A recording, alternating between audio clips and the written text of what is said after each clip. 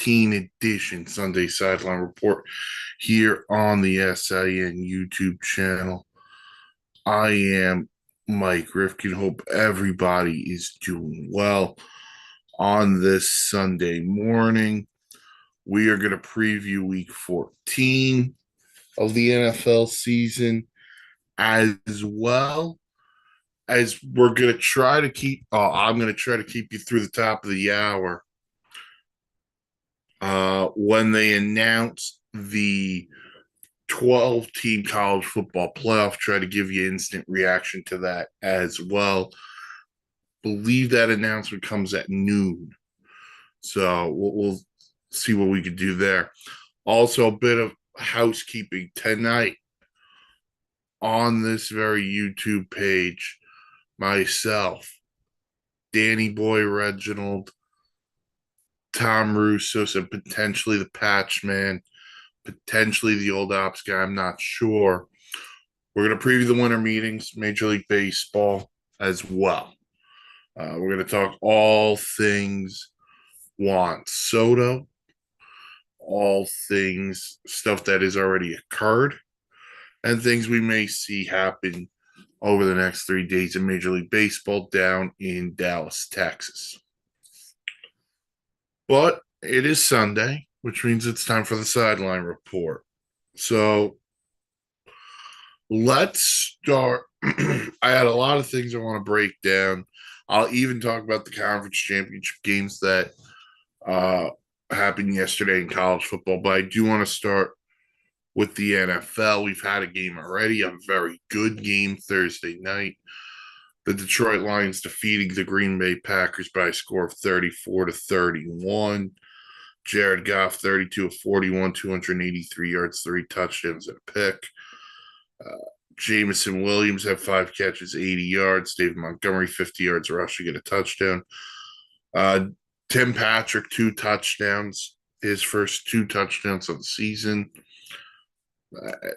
We'll get into the Lions in a second. For the Packers, Jordan Love, 12 of 22, 106 yards and a touchdown. Josh Jacobs, 66 yards and 3 touchdowns. Christian Watson, 4 catches and 114 yards. So I want to start this from the Packer perspective, and then I'll get into the Lions, because if you've watched this show or if you listen to Wishbone Shotgun out wherever you get your podcasts, I think Detroit's the best team in football, but we'll get into that in a minute. This was a tale of 2 halves for the Green Bay Packers, because in the first half, Jordan Love was atrocious. He was not making any throws. He was not. I don't want to say he wasn't dialed in, but I don't know if he was rushing himself. I don't know what was going on, but he was just not accurate. And this is something we have seen. I don't want to say consistently out of Jordan Love, but this is something that we have seen before, where when he is not in a rhythm, he is not very good. And this was a game for the Packers where, hey, we win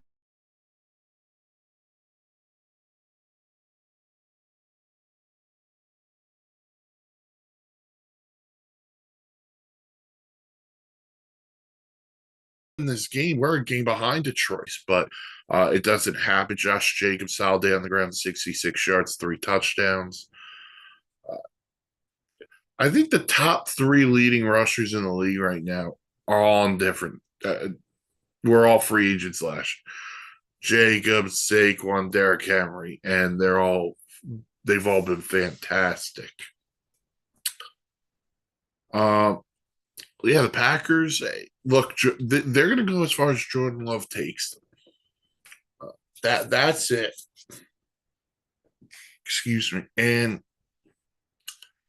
the one thing I'm going to be very curious on when the Packers season eventually ends is, are they good enough with Watson, Dobbs, Jaden Reed? Are they good enough at receiver?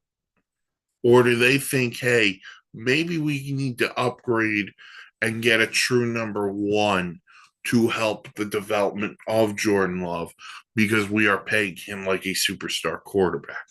That's going to be something I'm very intrigued by this offseason with the Green Bay Packers, knowing they don't love to pay, receivers. Devontae Adams comes to mind, but, let's see. Is there something there? Flip it to Detroit. Like I said, they're the best team in football.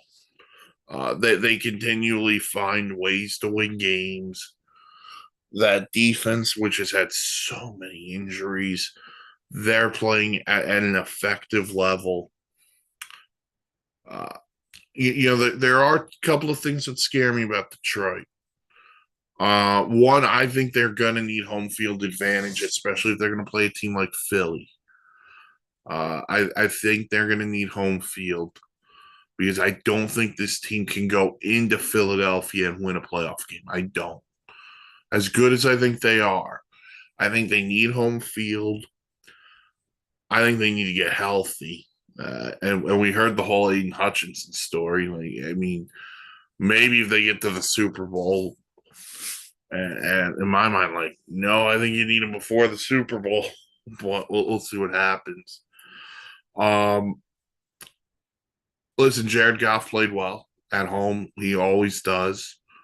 They have the best running back duo in the league with Montgomery and Gibbs. Both can catch the ball out of the backfield. Both have the ability to break off long runs. And they have really good receivers. Amon-Ra St. Brown.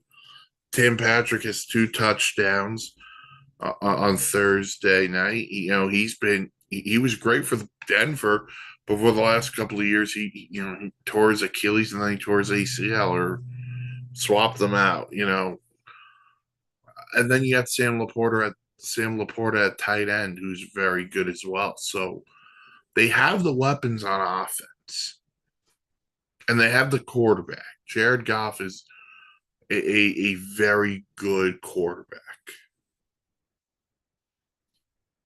The thing I would say is this, and there are 2 things that scare me about Detroit. And then there's something that doesn't scare me that I kind of love. The first thing that I love from Detroit, or the thing I love,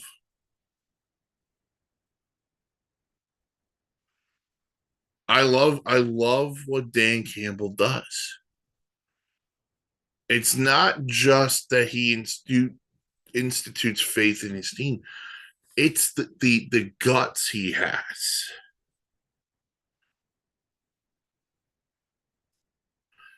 It's the guts going for it on 4th down. It's the play calling. It is everything we wanted more and more. How many times did they go for it on 4th down? By the way, how about the call by Dan Campbell to go for it, and even though they knew they just needed a field goal to win, I'm going to take that clock all the way down. I thought that was awesome stuff from Dan Campbell.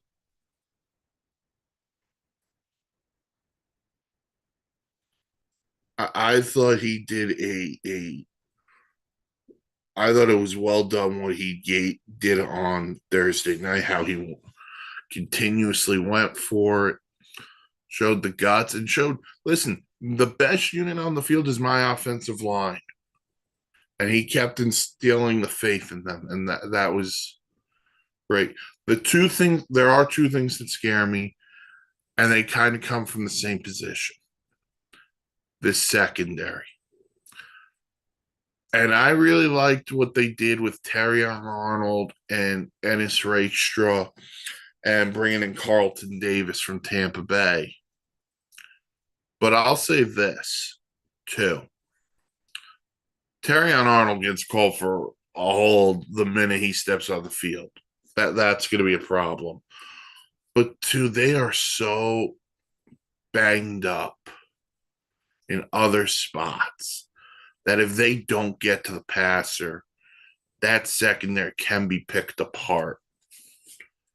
That's also why the bye would be important for them, just to get guys healthy, certain guys healthy. And if it's not A. Nugent, it's Alex Anzalone or whoever you want it to be. They need to get healthy on defense because this secondary.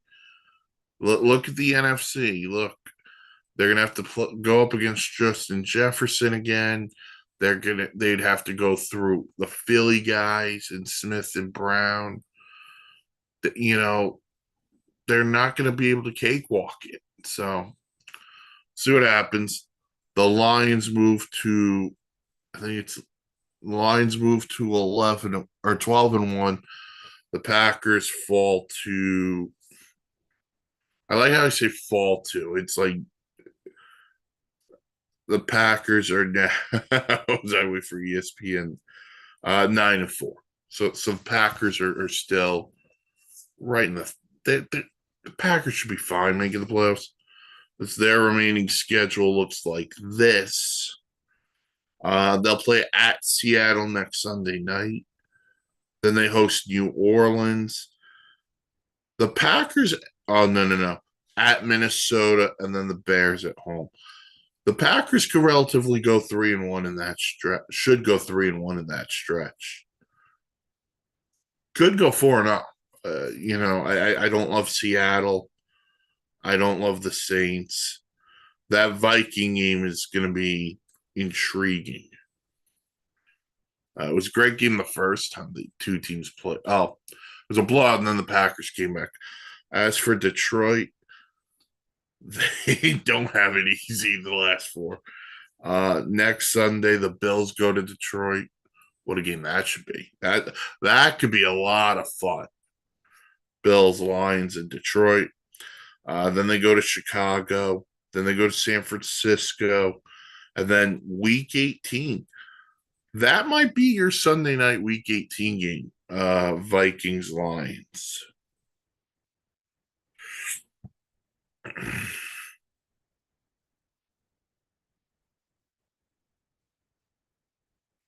So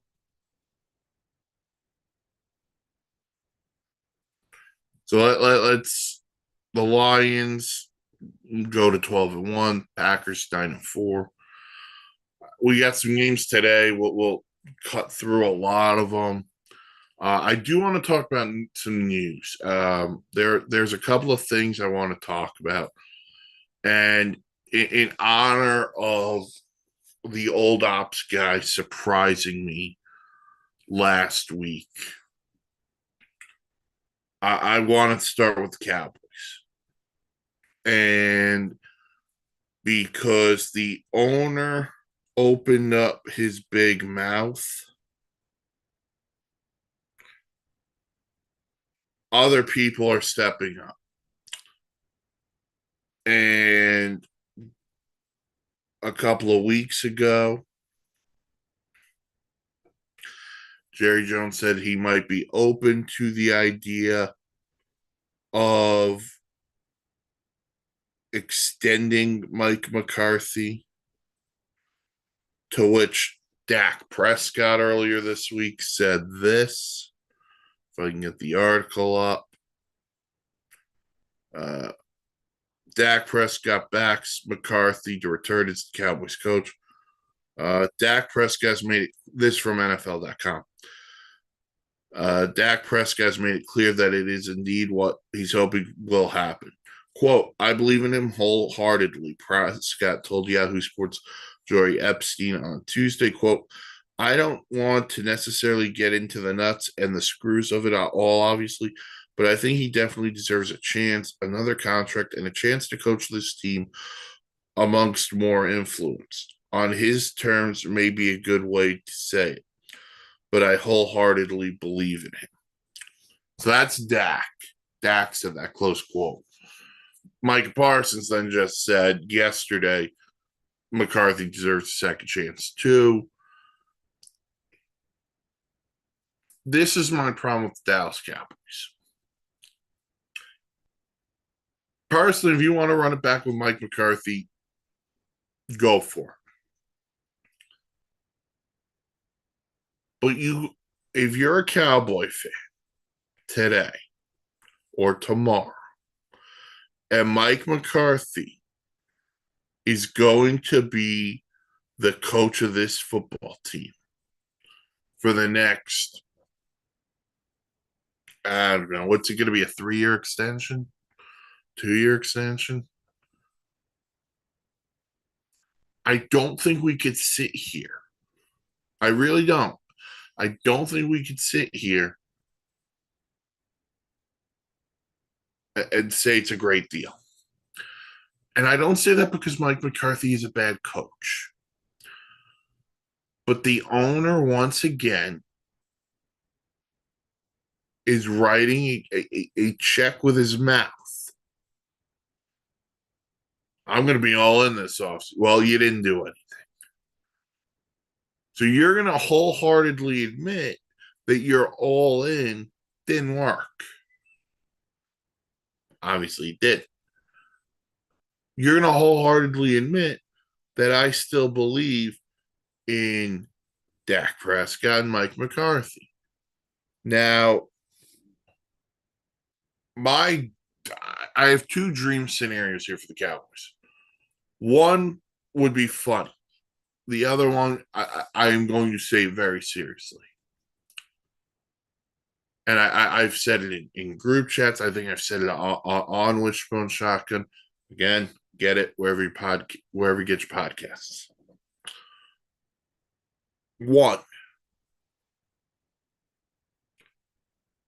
One scenario would be Mike McCarthy is out.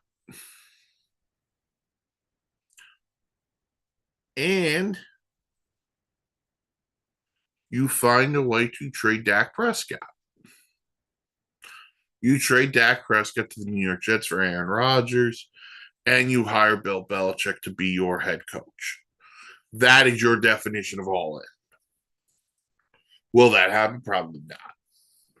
But I like to have fun. This one I find more amusing to myself.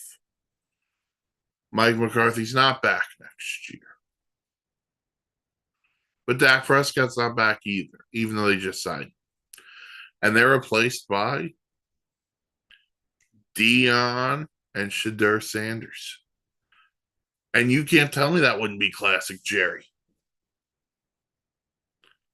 Here's the thing. Because Jerry Jones opened up his big mouth, that means Dak Prescott, Parsons, they're going to have to answer questions based on this. And what are they going to do? They're going to call out the coach and say, yeah, I don't want him back. I think Mike McCarthy sucks. But it all happened because Jerry Jones said something. And then Stephen Jones reiterated it. This team, and listen, at this point, I don't think Jerry Jones cares about winning. I think Jerry Jones cares about the headlines. He cares about what people are saying about Jerry Jones. Oh, the fans, they want Mike McCarthy back. No, they don't. The fans don't care as long as you win. And you haven't been relevant really since Jimmy Johnson left. And don't give me the BS. Well, Barry Switzer won. It was Jimmy's team. Aikman, Emmett, Irvin, Larry Allen, Charles Haley. Those were Jimmy's guys. And since 1996, you haven't even sniffed an NFC title game. You're the Dallas freaking Cowboys. You're quote unquote America's team. You're supposed to be the Yankees of football, the Los Angeles Lakers of football, where nothing matters but championships.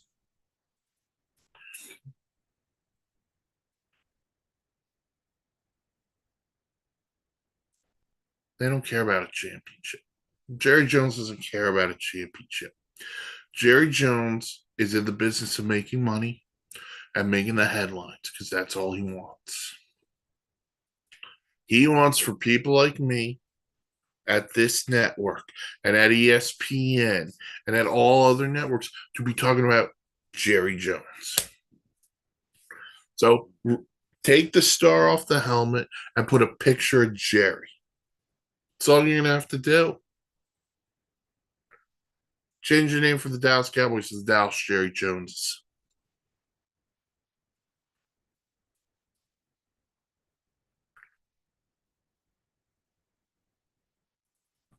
I mean, man, let's get it going. Let's get it going. All right. Do I think Mike McCarthy's back next year? No. I the only way Mike McCarthy's back next year is if every other candidate tells Jerry Jones, I'm not doing it. And there's going to be one candidate who's going to be like, I could do it. And it's going to be the guy you don't think it's coming. Like, I don't know if Belichick's going to be the guy there. I don't think he'll be the guy there. But would it surprise me if he's the guy there? Nah.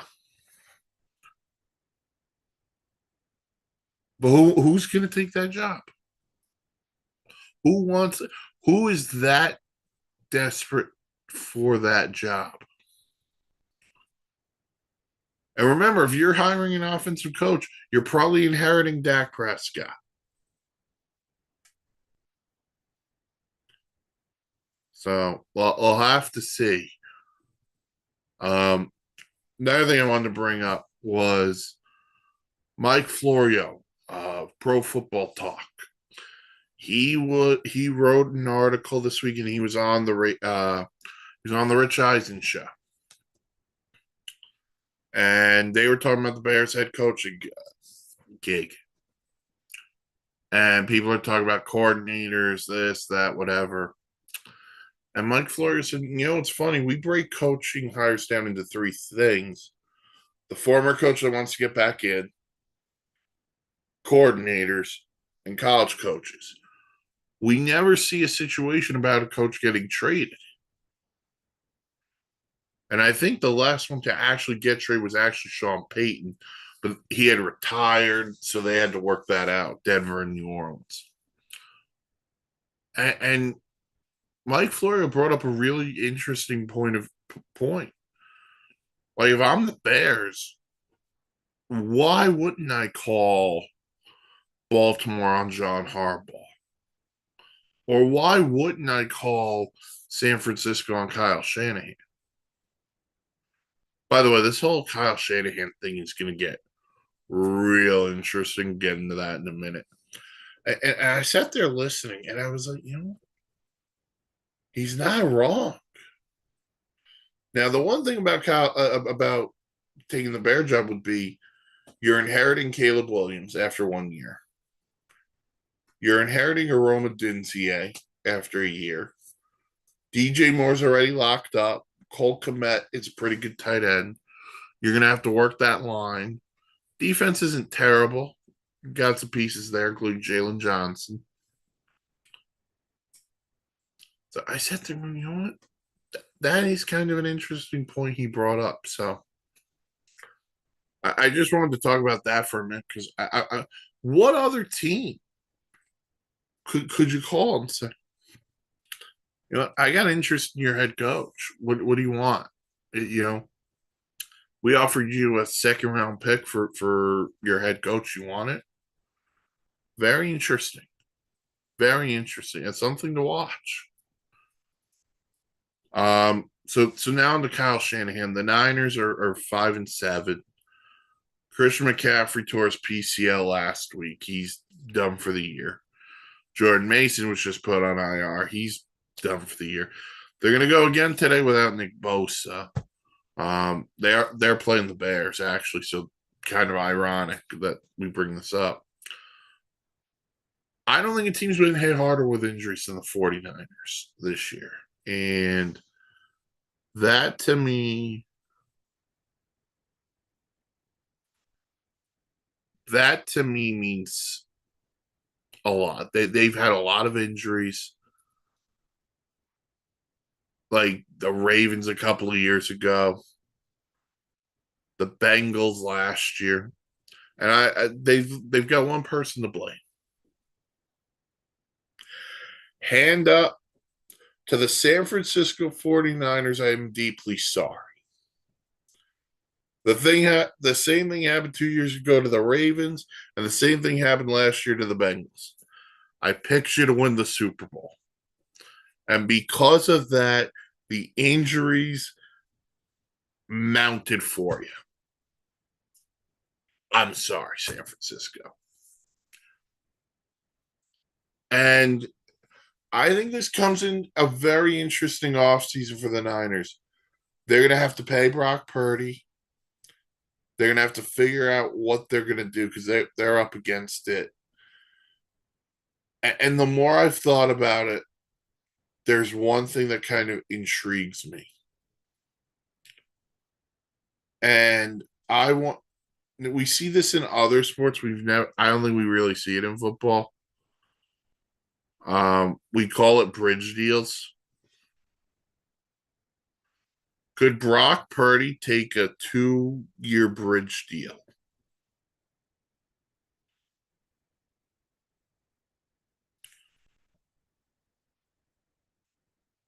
And maybe 1 year he's on the bench because Aaron Rodgers is the quarterback of the Niners. Is that possible? We're just getting some actives, inactives out there. Nothing big yet. Wow, the Raiders actually no Zamir White, no Alexander Madison again. So Amir Abdullah and the kid Sincere, who had a good game last week, looks like they'll get some. They'll get something going for the running game. Nothing big there for the Bucks. Actually, try on Shanka, but anyway, where was I? Oh, the Niners. Injuries have played a huge part this year, so maybe next year they run it back as a last dance, or did they think this year was the last dance? I don't know. I would say this: I would not fire Kyle Shanahan unless I don't even know if Belichick would be a good alternative. I really don't know. It's very interesting. The dynamic in San Francisco is going to be real interesting, especially after the Giants just spent all that money on Willie Adames. Again, more baseball talk tonight, about 8 p.m. right here, SIN YouTube channel. All right, so we got the Niners. Oh, Aaron Rodgers. I got to talk a little bit about Aaron Rodgers before we get into some of the previews, and then eventually, top of the hour, we're going to get into the college football playoff stuff. Aaron Rodgers, he talked this week about wanting to stay, and if he doesn't stay, everything's cool. He also talked about he had nothing to prove over the next 5 games. As much as I respect Aaron Rodgers, I vehemently disagree with him. You do have something to prove over the next 5 games. Because the next 5 games for you, Aaron Rodgers, are an audition. It's an audition for 31 other teams. Because there is no way, and to quote one of the greatest wrestlers of all time, and The Rock means no way. So I had to do it. Love having fun with it. Can the Aaron Rodgers be the Jets quarterback next year? You can't run it back. And the reason you can't run it back with Aaron Rodgers again is this. This thing has blown up so badly. It got the coach fired. It got the GM fired. It got it's just not good. So why would I expect 41-year-old Aaron Rodgers to be better than 40-year-old Aaron Rodgers? He's going to be 2 years removed from surgery. Is that going to be the difference? Get rid of him. See if you can get anything for him, and you go from there. So whoever the Jets starting quarterback is next year, Tyrod Taylor, Jameis Winston, they go all out for someone else. I don't know. I don't know. But according to Ian Rappaport, whether Aaron Rodgers is on the roster or not, they're looking at first round quarterbacks, and we know they're in the top 10. I don't, unless I'll be the first person to tell you, I don't love this quarterback class. I like three quarterbacks, and that's really it. One of them probably will go in the first round. The others I'm not so sure about, but I'm big on Cam Ward. That's the one for me. And listen, he's got his flaws too, but I like Cam Ward. Nussmeier, the LSU kid, I like him a lot too. You could probably get him. You maybe even get him on day 3, if I'm being honest with you. Maybe late day 2 of the draft.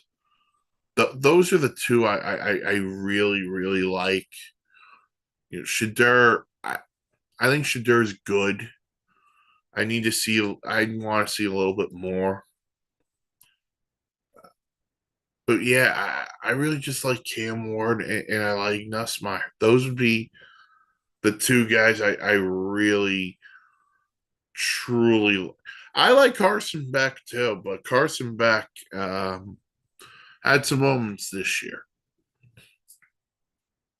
So you're going to have to see where that goes. But Aaron Rodgers didn't want to be the teacher to Jordan Love. Remember that.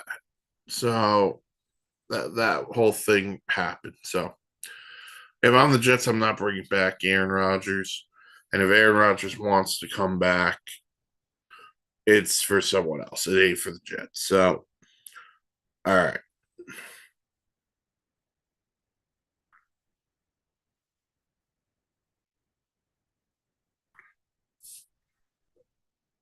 All right. So let's dive on in. We got some games this week.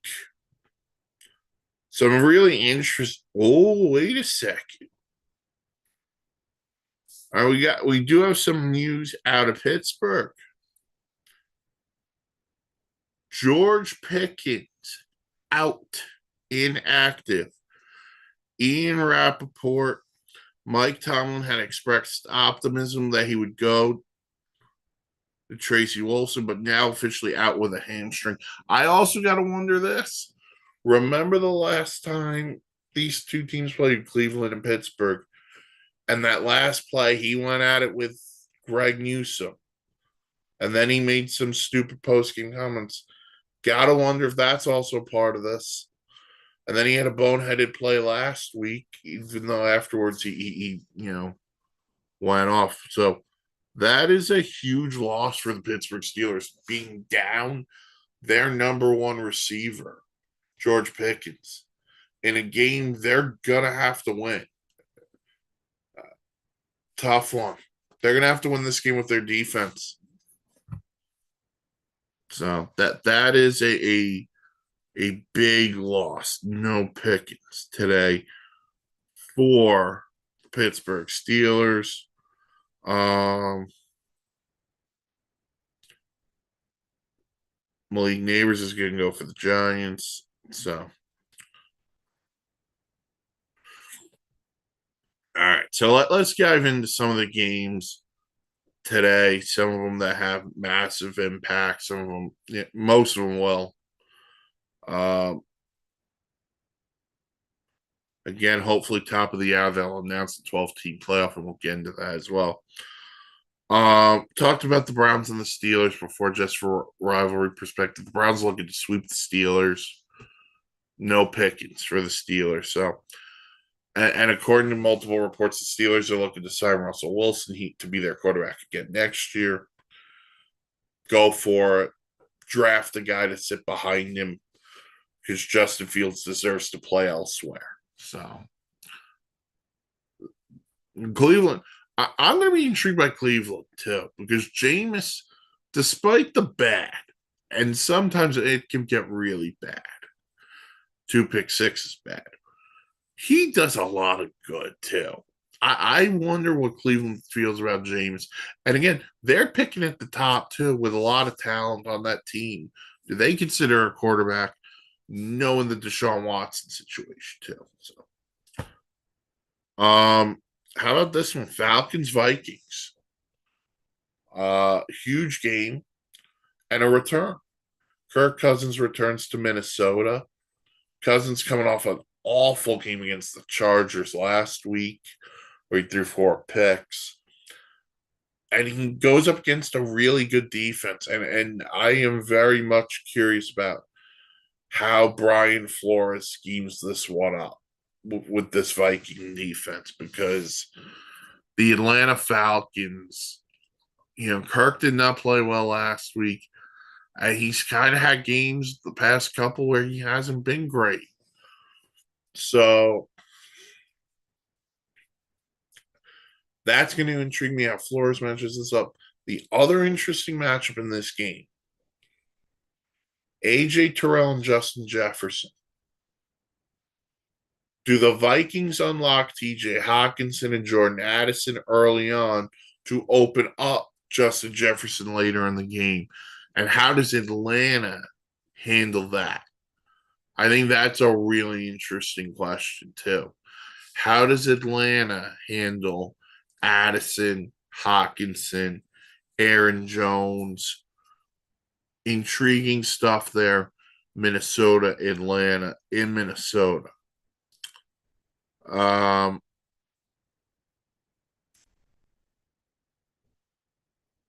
That's really the most interesting 1 o'clock game because look at the 1 o'clock schedule. It ain't pretty. Saints, Giants, neither one's going anywhere.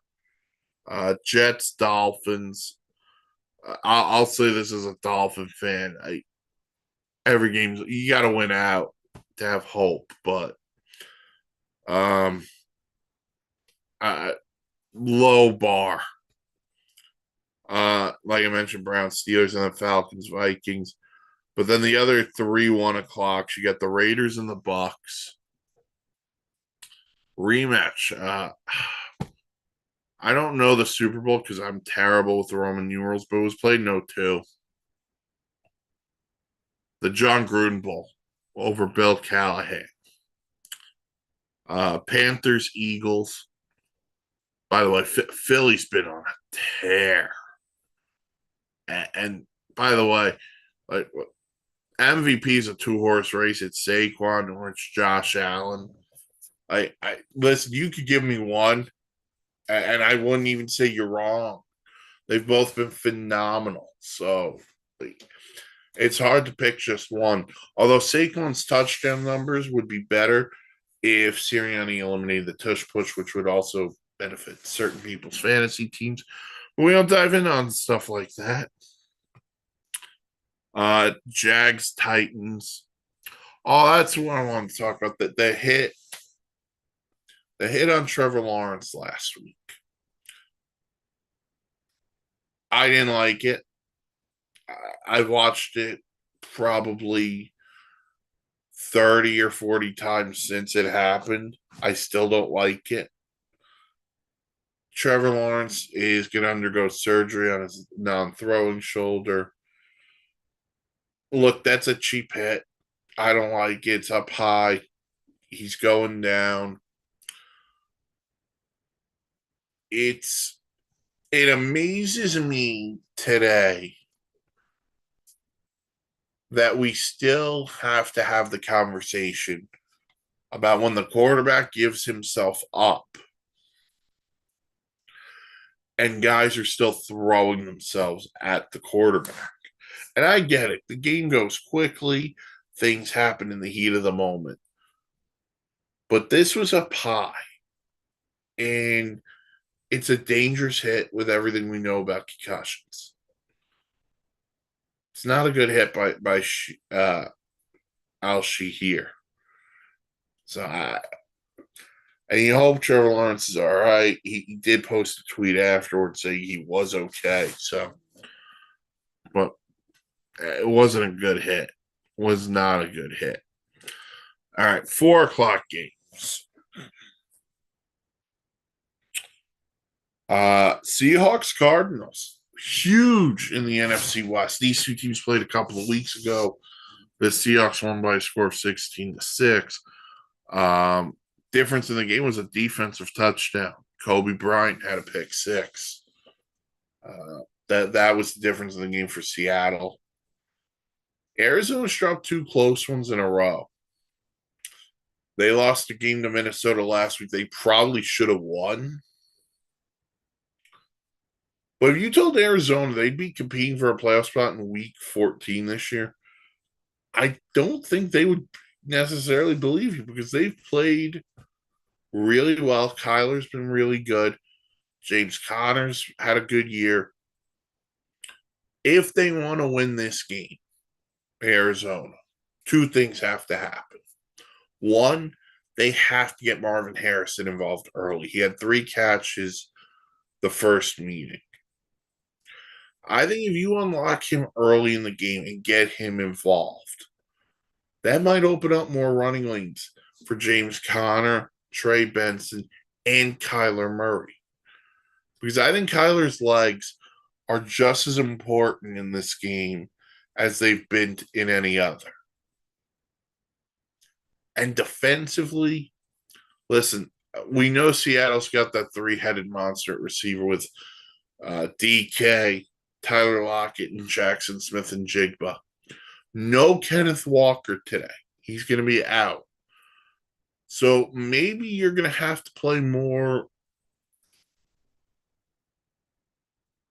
Maybe you're going to have to play more coverages. You're not going to have to line up to stop Charbonnet, but maybe play more coverage. And maybe play more zone coverage and say, hey, can you beat our guys like this? I'm intrigued by how Jonathan Gannon's going to match this one up just based on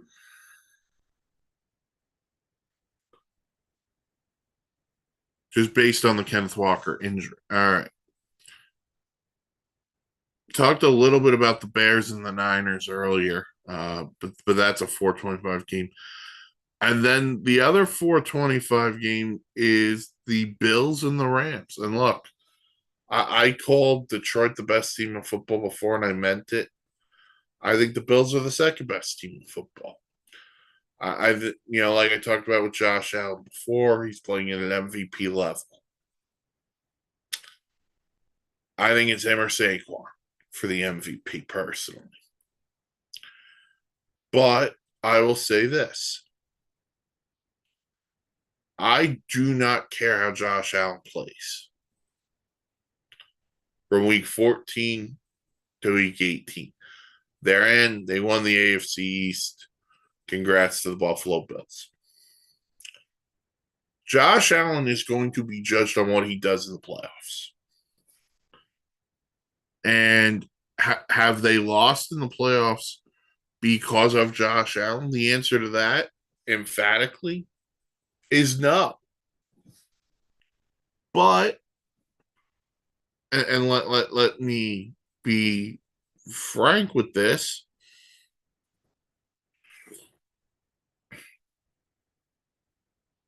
I think when you're Josh Allen,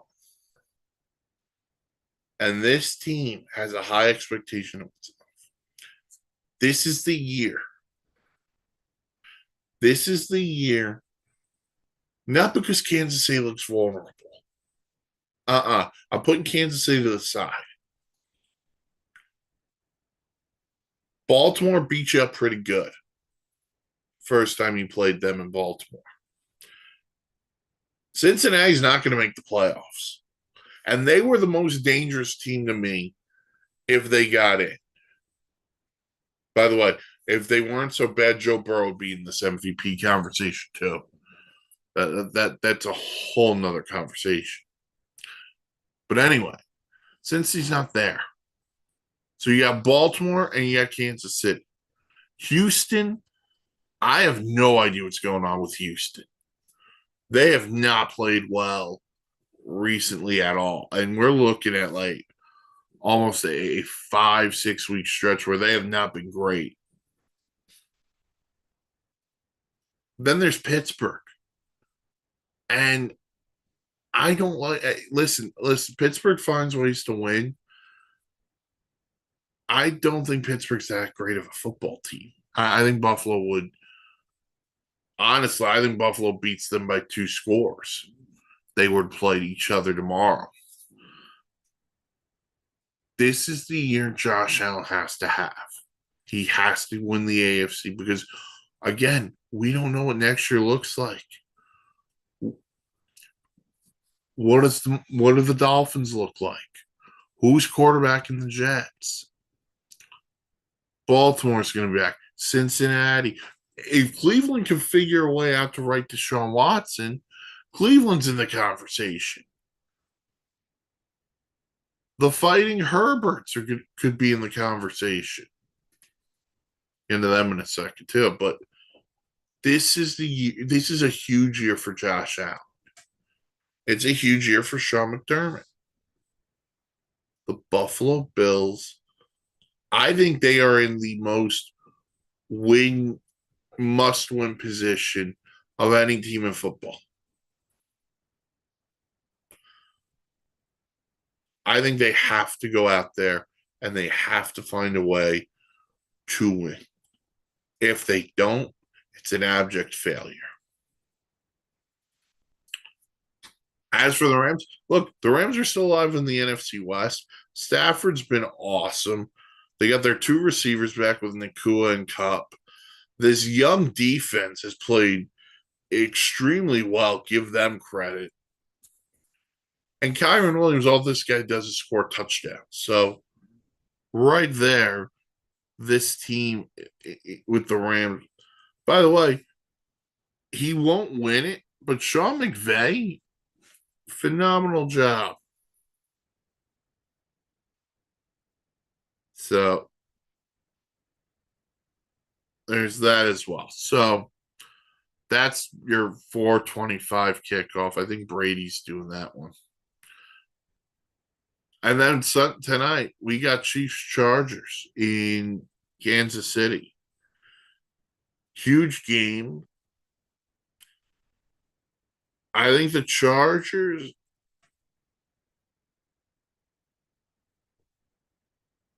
Look, the Chargers have played really well. We do not know if they're going to have Lad McConkey tonight. He's a game time decision. But this Charger team, look, I give Harbaugh credit and give Brandon Staley a lot of nonsense because this team was really talented and they just collapsed under Staley. Oh my God. All right. Let me stop for a second. So the Giants are at home today. And a banner flew over MetLife Stadium that said, quote, Mr. Mariner, enough. Please fix this dumpster fire. Close quote. Wow. Giant fans have had enough.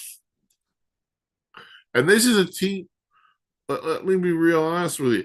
This is a team that a couple of years ago won 11 games. And quite frankly, that's the worst thing that happened to this team.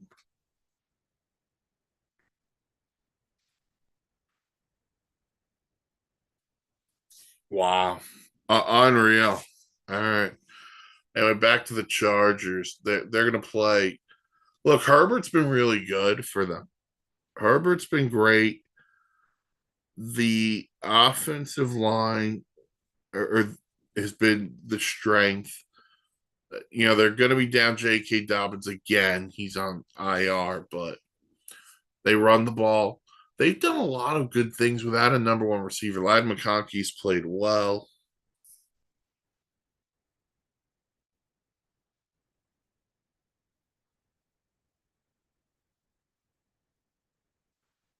So, the tight ends play a role. Herbert's been running the ball effectively too. And look, they're going to Arrowhead. They always play the Chiefs tough at Arrowhead. But I will say this about Kansas City. I think so many people want to criticize them because they're not blowing teams out. I'm going to say this. I really don't care. Like, if we're going to give Detroit credit for Detroit finding ways to win, then the same thing has to go for Kansas City, who, by the way, have won the last two Super Bowls, have played more football than anybody, and all they do is win. So, and I'm tired of the nonsense. Oh, the refs want them to win. Goodell wants them to. I don't care. We were like this with Brady, and we're getting like this with Mahomes. Appreciate the greatness that is what we're witnessing. Patrick Mahomes is a Hall of Famer. Andy Reid's a Hall of Famer. Travis Kelce's a Hall of Famer. Chris Jones is probably a Hall of Famer.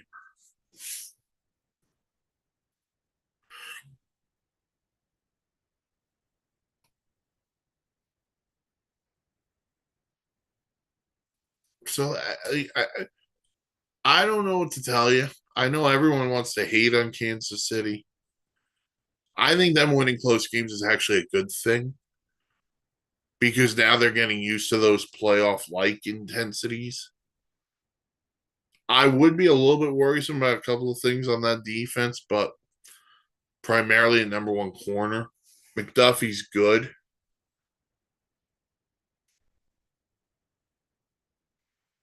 but I don't know if he's a one. But Chargers Chiefs tonight. Cowboys will play the Bengals tomorrow night, and there's gonna be I think they said a special Simpsons broadcast on the Disney Plus.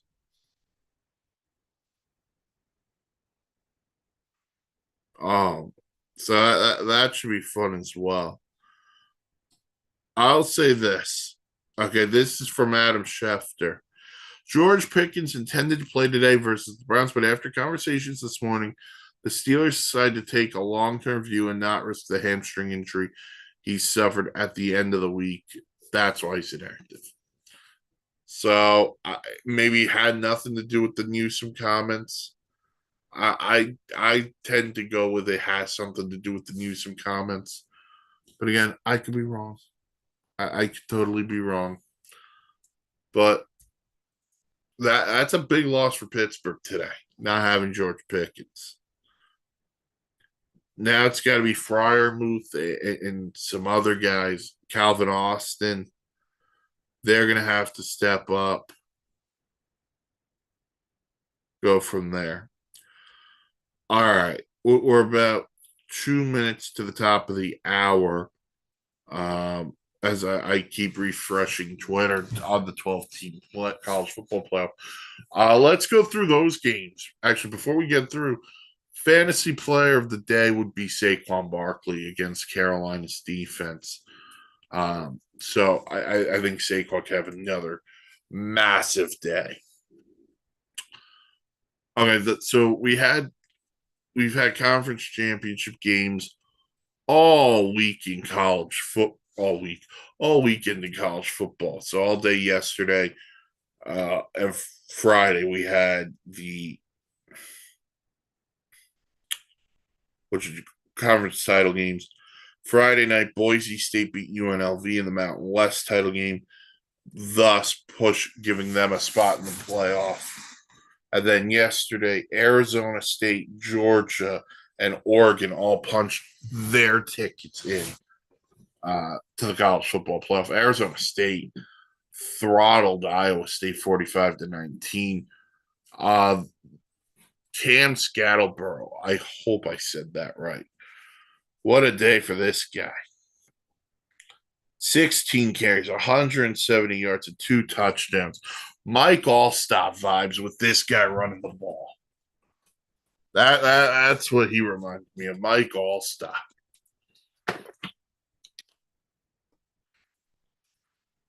What a thumper this guy was.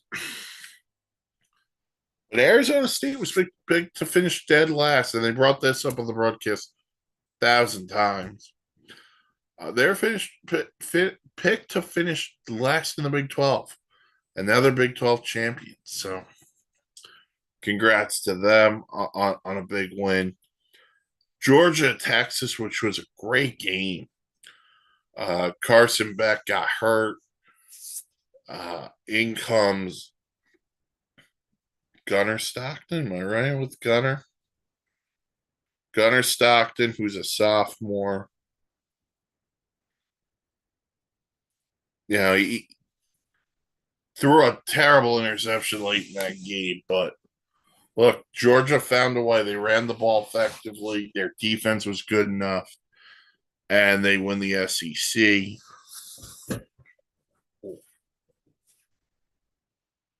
They find a way to win the SEC. Texas, look, Quinn Ewers was not great in this game. He made some good throws, a couple of decisions that were just off.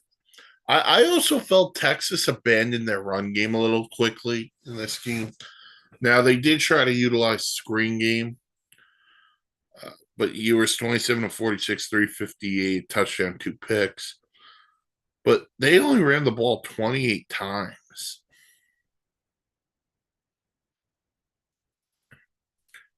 So see what happens. Both those teams will get in. Just depends on seeding. Oregon beat Penn State 45-37. Penn State kept it close, but because James Franklin has never won a big game in his life, Penn State loses. Aller 226 yards, 3 touchdowns, 2 picks, 20 of 39 for Penn State. Penn State was able to run the ball, though. Travius Allen, 124 yards and a touchdown.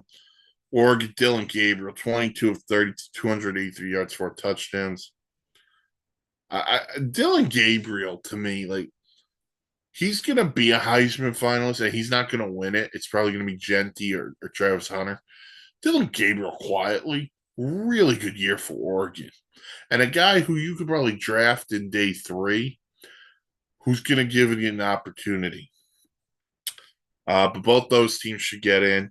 And then Clemson won the ACC title. They beat SMU 34-31. And this is where the debate's going to rage on. How we go about this.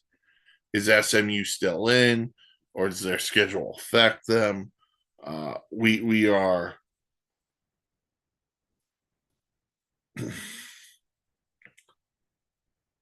we are into this college football playoff.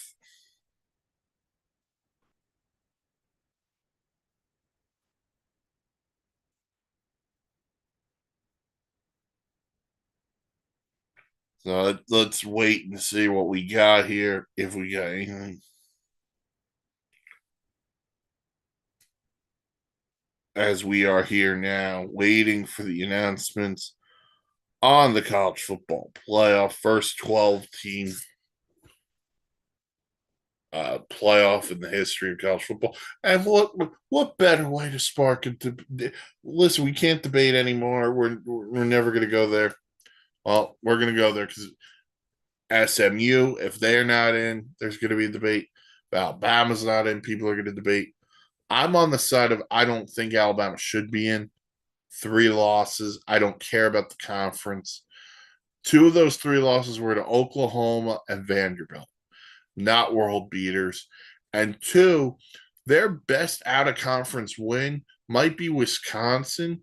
And if you go back to that game, Tyler Van Dyke, who was the Wisconsin quarterback, he got hurt the opening drive of the game. So I can't sit here and say Alabama is 1,000% worthy of being there. And you're going to see how much influence either Nick Saban's got or someone else has. So let's see if we got anything yet. So we are still waiting for the brackets to come out. Look, this is like March Madness in December. There's only 12 teams playing. Let's go. Also, while we're waiting, I'd like to shout out our friend Rudy Campos at Sweep the League. Uh, they talk about this stuff every night, usually about 9 p.m. Eastern time, 8, 8 p.m. Central. So shout them out, check them out on YouTube. So as we are still awaiting, probably because Reese Davis is probably still talking.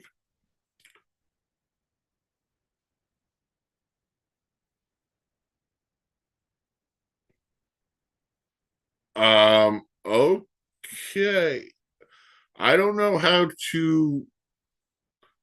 Brett McMurphy of Action Network HQ, I believe he worked for ESPN at one point. Um, he's got some breaking news. He's saying SMU is in and Alabama is out, according to sources. Um, yeah, I'm gonna wait on that one.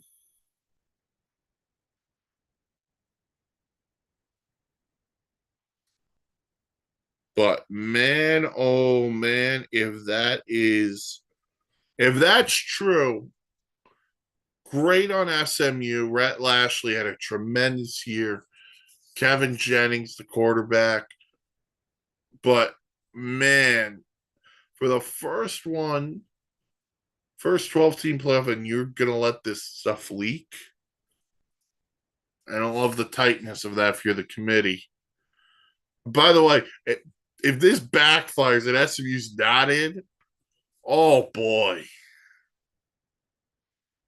If this guy screws over SMU because of this, oh man.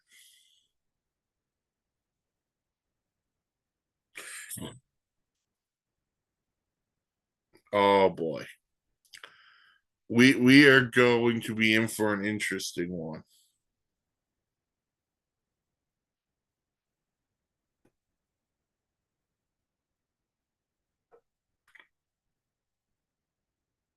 I, I am absolutely I am kind of floored by this one, if I'm being brutally honest with you. Not because SMU didn't deserve to get in, they absolutely did. I didn't think they'd get this right. I thought Alabama was getting in. I thought Alabama, because of the brand Alabama, I thought they were in.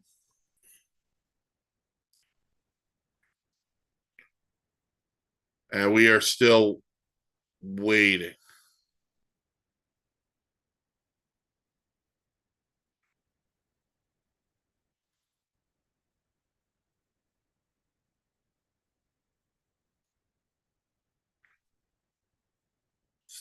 So, as we're going to keep waiting, big Sunday of NFL action.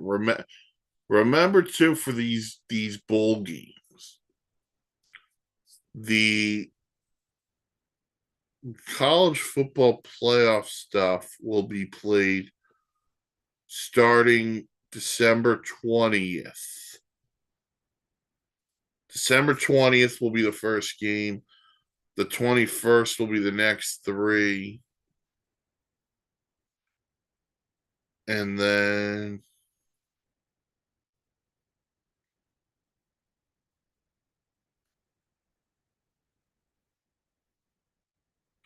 the quarterfinals are going to be played New Year's Eve and New Year's Day. And the national title game will be played. The two semifinal games will be played the 9th and 10th of January. The college football playoff national title will be January 20th. So remember how this is going to work too. The top four seeds are going to get a bye, and then seeds 5 through 8 will host those playoff games against 6 through 12. So that's how this is going to work.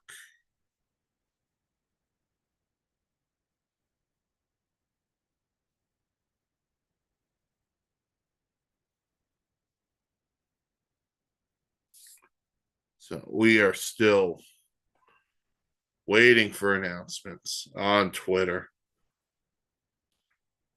See what's going to go down. But man, like this is history. The first ever 12 team college football playoff. And we've got where we if Brett McMurphy's right, we've got a headliner with SMU in and Alabama out. Woo-wee.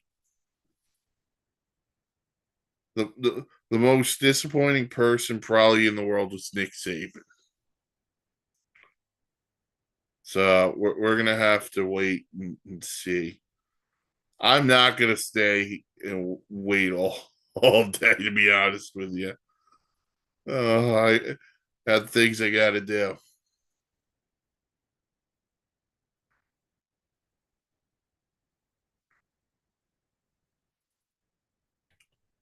Uh, so let's see if we've got anything here.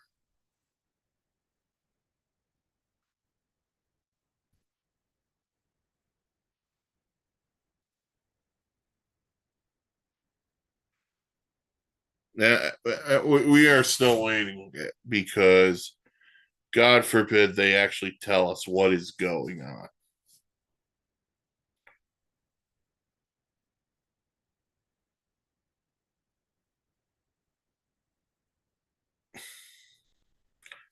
But I mean, look, one is going to be Oregon. Uh, my guess would be this: that the top four will be Oregon, Georgia. You got to think Penn State moves down a little bit here. Penn State and Texas are going to move down. Does that mean Ohio State creeps up into a top four? Does that mean Notre Dame creeps up into the top four? Or is it going to be Arizona and Boise State finishing it off in the top four? Really interesting. Remember, the top four seeds get a bye. Now, Ohio State came off that loss to Michigan. Ohio State beat Penn State, so Ohio State should be ranked higher than Penn State. Now it's where Boise, Arizona State, and how does the committee fit in Notre Dame here? That's going to be really interesting as we sit here waiting.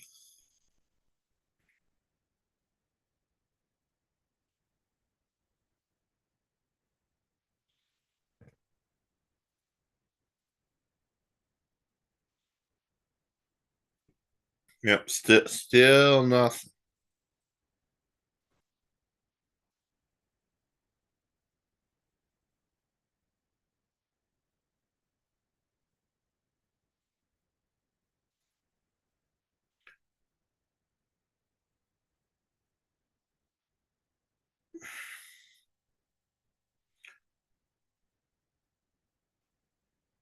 But there's going to be a lot of conversations about this stuff. I mean, how far does Texas go down?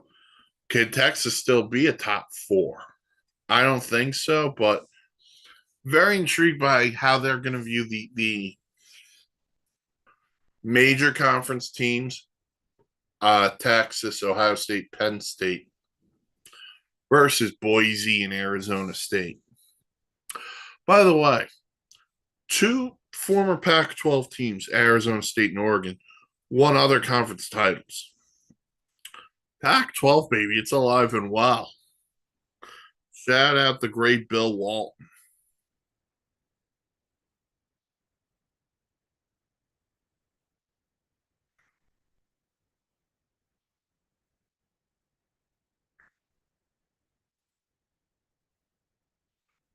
And again, we are still waiting on the announcements of these college football playoff games.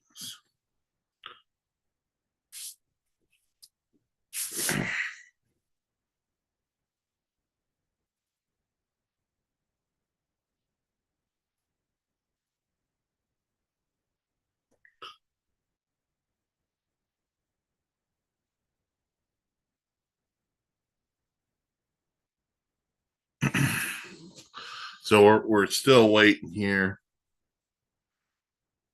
This is just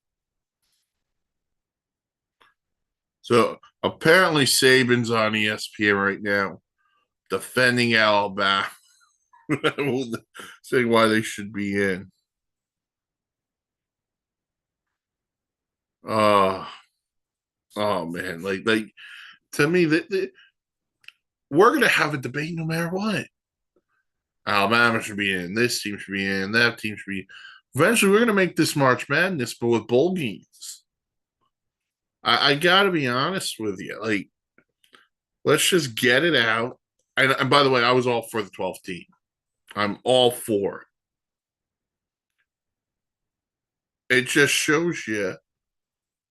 And I think here's the thing I'm gonna say. And here's the one thing I would like to see eliminated.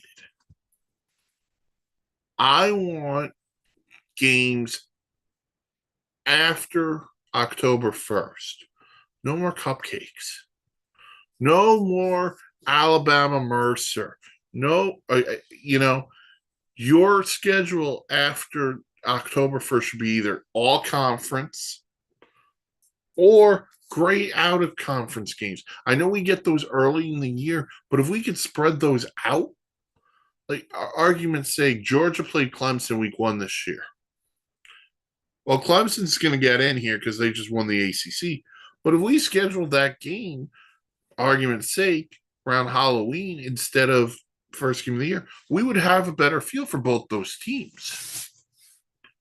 So I just think for me, like I don't care if Alabama plays Mercer. Those are stat padding games.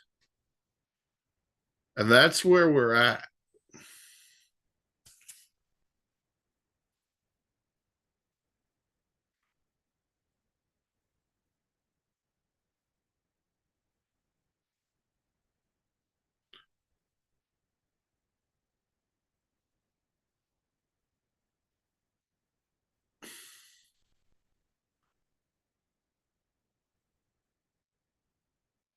So let's be real honest here.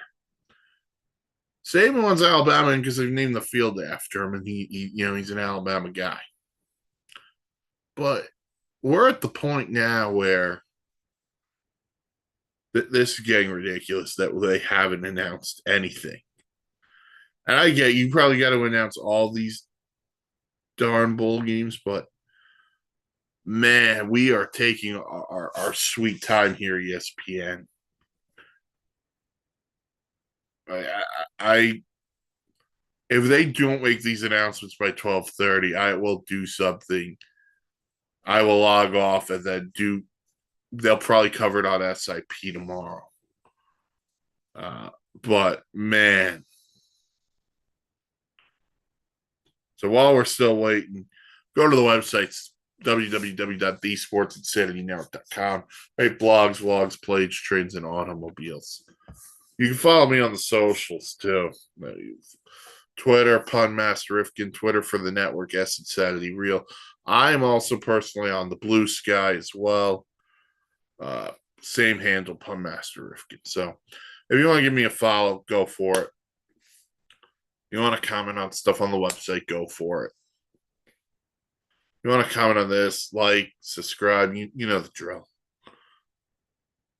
And we are still leading.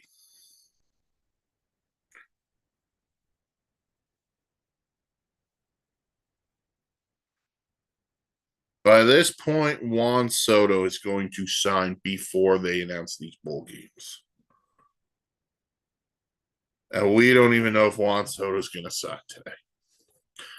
Another reminder tonight, right here, YouTube channel. Myself, Danny Boy Reginald, Tommy Russo, potentially the Patch Man, maybe the old ops guy. We're going to hang out, preview the winter meetings.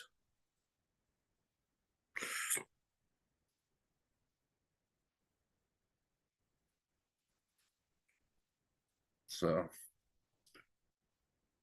by that point,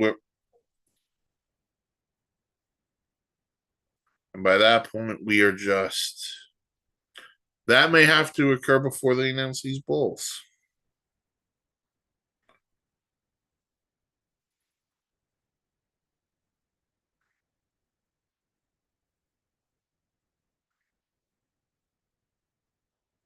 So we are still waiting.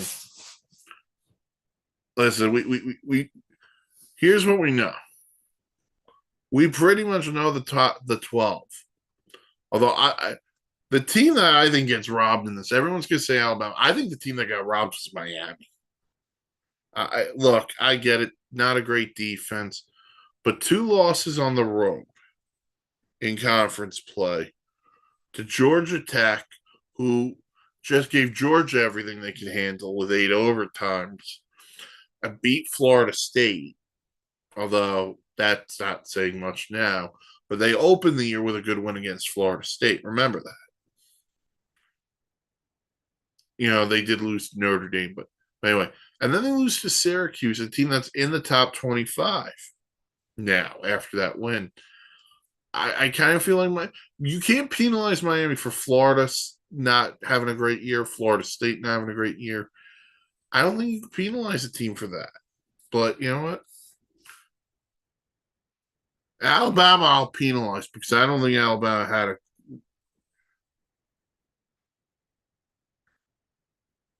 Alabama, you can penalize for a couple of reasons, but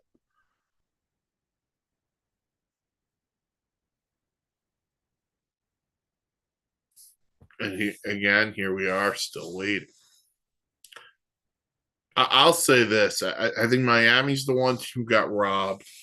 Cam Moore will be there in New York City for the Heisman Trophy presentation. He won't win it. Again, it'll be Genty or it'll be Travis Hunter, but we're gonna dive on in. I would have put Miami in over Alabama, but again, whole nother conversation as we are still awaiting the announcements here.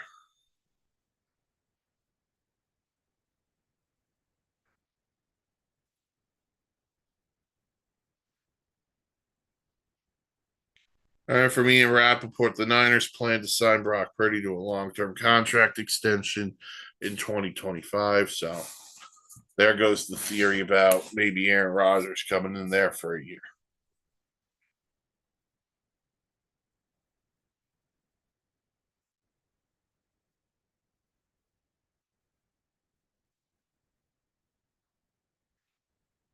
So it's a pretty good idea for the Niners.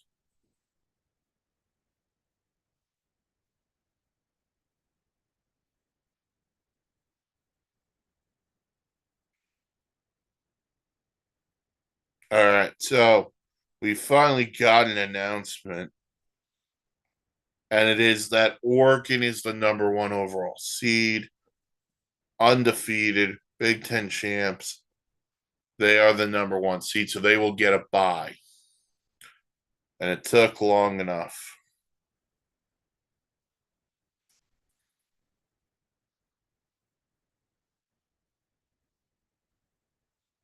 So good for Dan Lanning.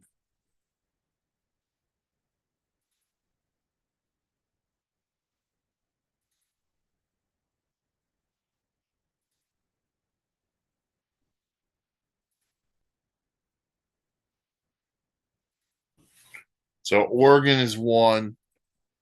My guess, again, everything's going to be off the phone here. My guess is Georgia's going to be two.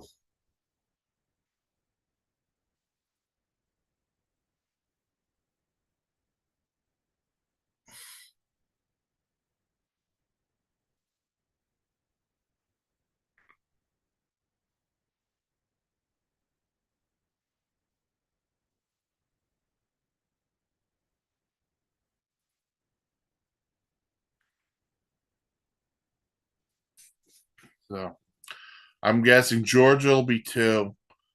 I wonder how Boise State and Arizona State fit into this.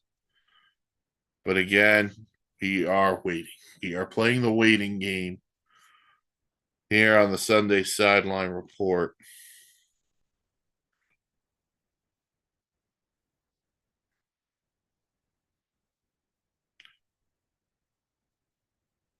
All right, so here we go.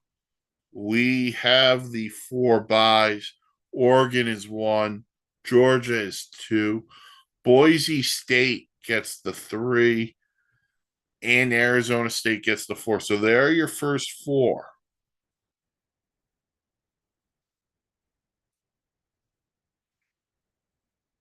So now let's play the waiting game and see. The other team that I'm very intrigued by how they're going to vote them is Indiana. So Oregon, Georgia, Boise, Arizona State, they get your first four buys. They get the buys. I'm a little surprised they gave both Boise and Arizona State. I did not think that was coming. I really thought Ohio State was going to sneak in and get one of those buys, just based on what happened yesterday. So those are your buys.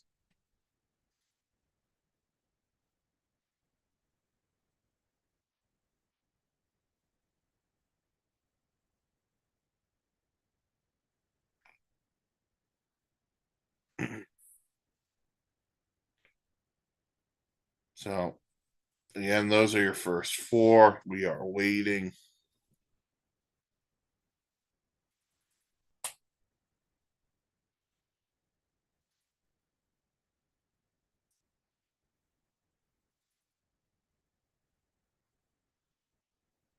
All right, so here's how they're going to go.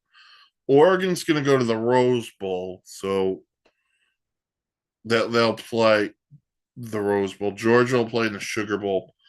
Boise State, the Fiesta Bowl.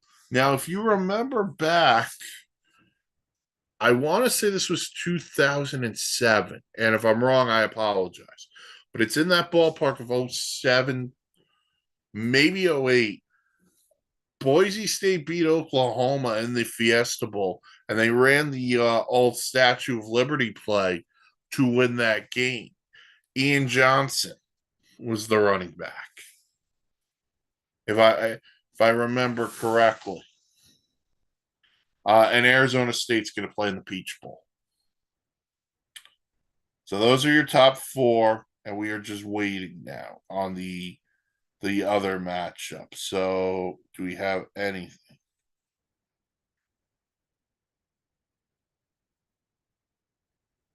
Wow.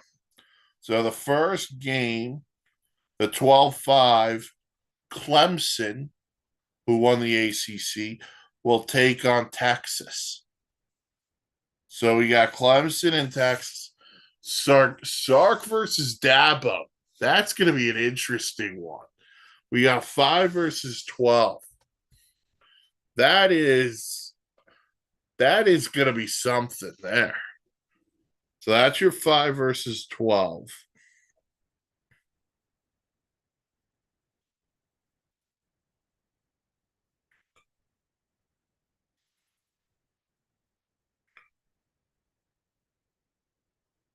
Man, I am that's intriguing. Can you go Ohio State, Penn State? Could you go rematch there in Columbus this time? Now, obviously, Indiana's got to say in this. Notre Dame's got to say in this. Uh, let me phrase it better. I hope Indiana has a say in this. But Texas versus Clemson.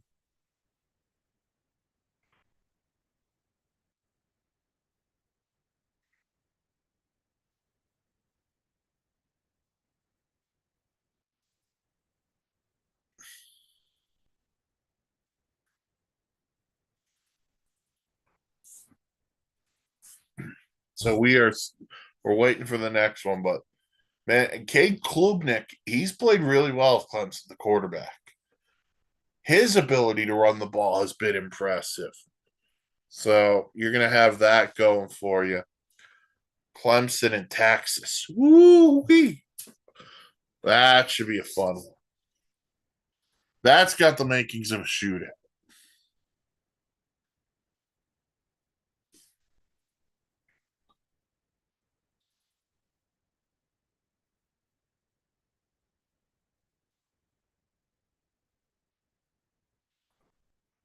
So let's see if we've got another.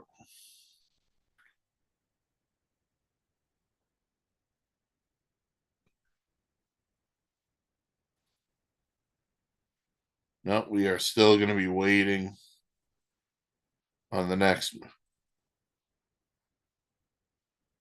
No, no, we got. So here's what 6, 7, and 8 will look like. Penn State's going to host a game, Notre Dame's going to host a game, and Ohio State. So we got to presume.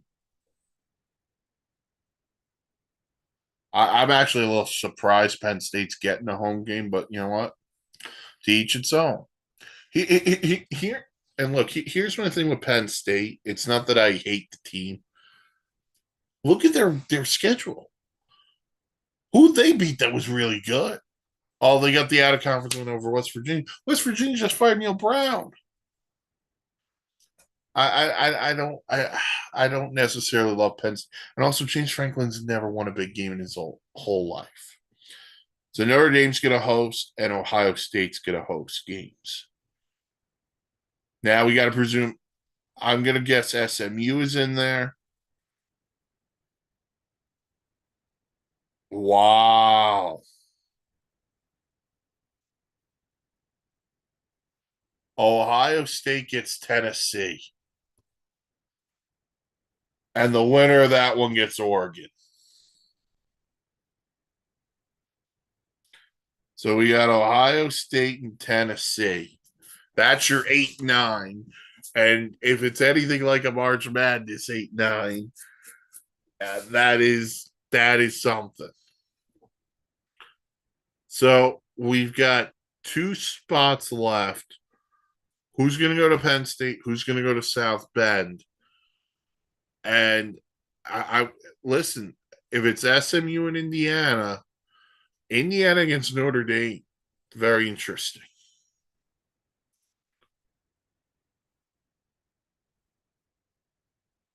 So let's see what we get.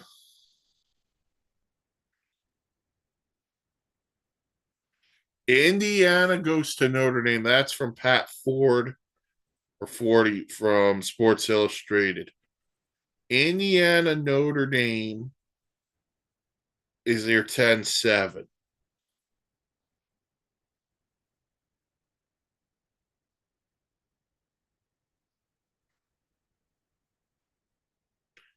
And so we're waiting on your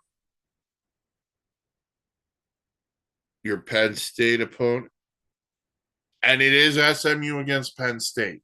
So SMU, after losing the conference title game, they still get into the playoff. They're going to go to Happy Valley and play Penn State. Wow. So Texas Clemson,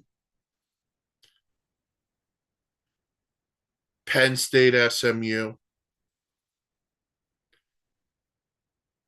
Indiana Notre Dame, and Ohio State Tennessee. Those are your first round matchups, college football playoff. Excited. We'll break it down probably within the next week, some of those matchups. But that should be exciting. Everyone, enjoy the rest of your Sunday. Again, reminder tonight, about 8 o'clock. Myself, Danny Boy, potentially the Patch Man, potentially the Old House Guy, and Tom Russo's previewing the winter meetings. Everyone, enjoy today's football slate, and we'll talk